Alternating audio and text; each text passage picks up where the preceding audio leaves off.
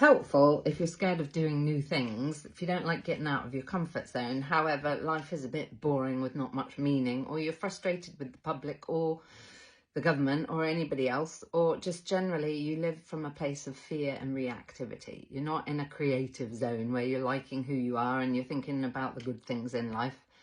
You're intimidated, disappointed, and all the other stuff. My name's Poppy. Take what you want, leave what you don't. It speaks truth to bullshit, basically, so you may want to take a seat. There's a lot of hate in this world because we don't appreciate the fact that we are who we are. So we cut bits off of us, and then anything that we feel is vulnerable or not safe in some kind of way, either we envy it and feel you've got all the good ideas, you've got the thing, you've got the confidence, you've got the, and we project outside of us the part of us that we have in a box, which is you living life at your optimum. Happy, healthy, wealthy, doing wise, you living on purpose. Or we hate on other people. You're not supposed to do that, be that, say that, and etc. So when there's hate, please know this, it is a backward compliment. So any of you that are thinking, I'd like to do this, that, and the other, however, you're afraid, you don't want to get cancelled, you don't want to put your ideas out there, you don't want to be judged, punished, rejected, all the things. Top regret of the dying. I wish I'd had the courage to live the life I wanted instead of the life I thought other people wanted of me. Bronnie Ware, palliative care nurse. That's not word for word. However, that's the essence of it. 5 top regrets of the dying. 2 of them involve the words I wish I had the courage to. Globally, I'm a psychotherapist, psychologist, coach. Hello, forgot to say that. Forgive me. Poppy. I work for you. I'm unaffiliated. I self-govern because I get to have my own moral compass. Gone are the days where I was sick and twisted and scared of life, because we get to thrive. You're an extraordinary human.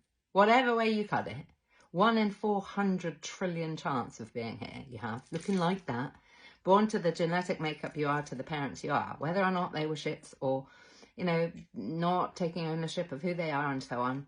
We get to blame people effectively, says Tony Robbins. If we're going to blame people for all the bad stuff, we get to blame them for all the good stuff too, because you, my love, have something powerful to offer.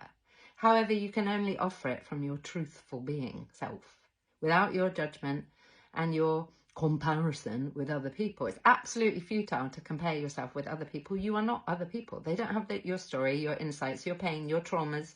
And we all have traumas. Big T, little t, they call it. I think that's kind of a sick approach. However, the personality you have today is based on the fact that you've been hurt, wounded, and so on.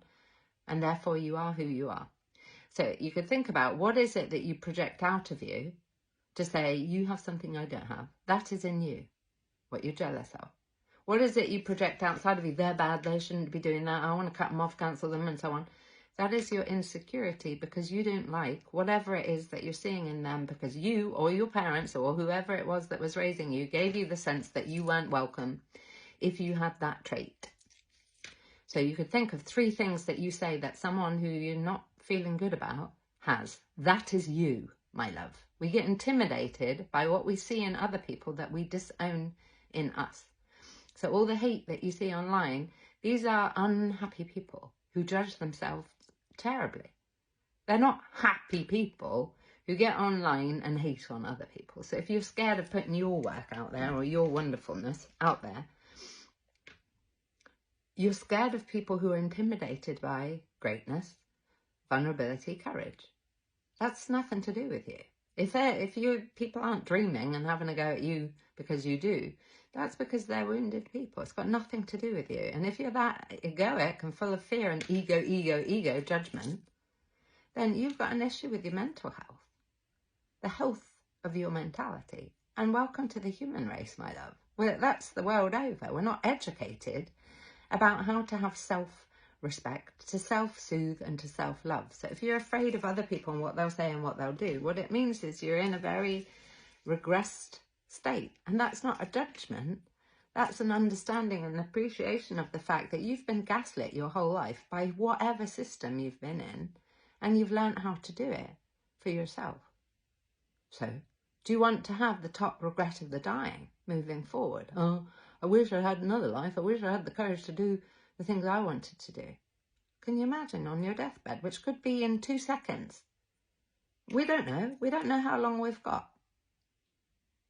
Would you like that to be your reality and leave people with the legacy of you being unhappy and in some kind of way unwell because you'll have a physical ailment if you don't speak into these issues? That you leave your loved ones, whether or not you have any, that is obvious to you, with a legacy of a woman or a man who didn't make themselves happy, that was uncourageous, unintegrous, inauthentic. We're taught to be this stuff. It's not your fault. So that fear that you have, I would say, here's your new standby mantra. Faith over fear. In any written text about anything to do with spirituality and essentially religion, it says to us, have no fear. Fear is here.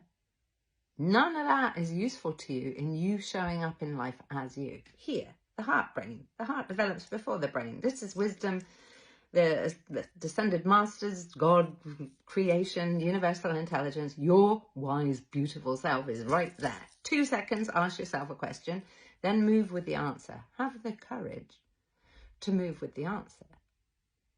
Or you can have a life, well, like the majority of people who feel everybody else is great and I'm terrible and so on. If you go into bed at night attacking you rather than thinking about all the things you're proud of that you did today, then you've got an issue with your mental health. It's the majority of people. There's no shame to be had here. However, there is a choice point. At any point, you can decide, what is my personality and my identity? Your personality is what you think, what you feel, and what you do. You can change it at any point. You've done time, I would say. If you're living and breathing on this kind of plane, you're excellent. You've got a life force. If you're still alive and breathing through this, your life force is pretty damn extraordinary. And again, nobody is you. Stop comparing. And any hate that you're giving is your insecurity. You're seeing something in them that is in you and you don't want to identify. Or if you're projecting out, you got something I don't have, it's because you've learned that that is not in you when it is. Anything that intimidates you is in you. So we get to look in the mirror, take ownership and grow the fuck up. So if you'd like a helpful resource, Thrive Boundaries Mastery, my program. You've got 90 days to go through the content because then you're accountable to something. It was nearly £300 a few weeks ago. Now it is pay what you feel you are worth, because you get to have boundaries and grow the hell up. Because without it, we will have more murders, more wars, more hate and more everything. So when you're looking in the mirror and judging you, you're part of the hate. So if you'd like to be part of world peace and actually have a happy, courageous, fulfilling, thriving, great life, then you get to put the work in like the rest of us. Or you can just be with what you've got. And I understand. It took me a long time to decide I wanted to take ownership of my behaviour and do better and have a happy, healthy life. You can wait for other people to help you. However, I can tell you through 3 decades of working with all kinds of different people, you will be waiting. And on your deathbed, it will be, I wish I had someone else's life. You don't deserve that. You are extraordinary. 1 in 400 trillion chance of being here. And you are here with me. Lucky us. Go gently. 1% shift every day in the direction you would like to go. Thrive Boundaries Mastery will get you going. Believe me. And it's all about you, boundaries. Nothing to do with other people. That, by extension, then becomes security laws of how people treat you. Because you get to decide first. So we get to stop being sick and twisted and little babies doing life. If you treated me well, if you weren't gaslighting me, if you weren't narcissistic, if you were perfect and just like me, because that's a dictator projection. If you were like me, everything would be fine. You get to be you, my love. Other people will do them. And when you're secure with you, you like you, you understand you, you've addressed you, then you will have no fear about other people, because your fear being projected out is your fear of yourself. Because you don't follow through, respect you, hear you, have boundaries with you. You're not trustworthy. When we are trustworthy, that what we say is okay and isn't okay, that we follow through, back it up respectfully, we do what we say we will do and not do. You'll be secure, you'll have self-respect, you'll like yourself, and what other people do is what other people do. Or you can walk around the planet being fearful, and the very thing that all the text tells us not to be, because we are free. So personally, I don't know about you, I would rather be whatever'd taken out at some point, being free, doing the right thing, showing up happy than living a life where I'm continually contorting myself and in whatever way my body is screaming for help. Sending love.